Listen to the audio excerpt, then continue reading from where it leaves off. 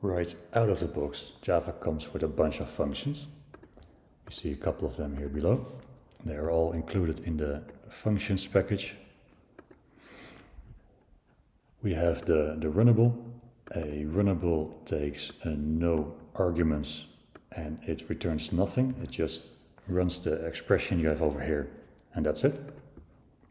We have a consumer. It takes an argument and it returns nothing.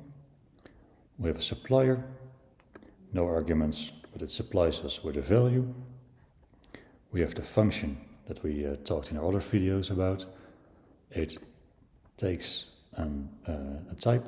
This type is a string, and it returns a string. We have a by function. This one takes two arguments, so an integer and a string in this case, and it returns us a value, a string.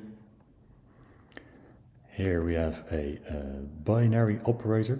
A binary operator takes two arguments and returns nothing, just like a void.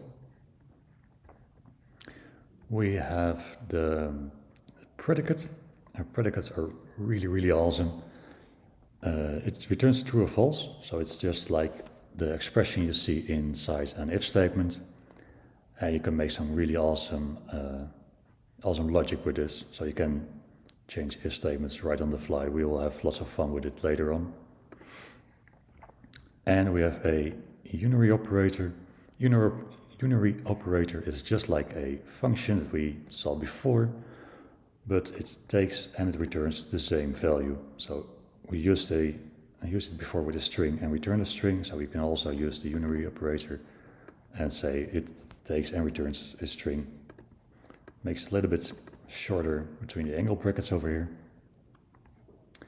Again, as this is a dojo, there will be katas, links to the GitHub down below. Have fun.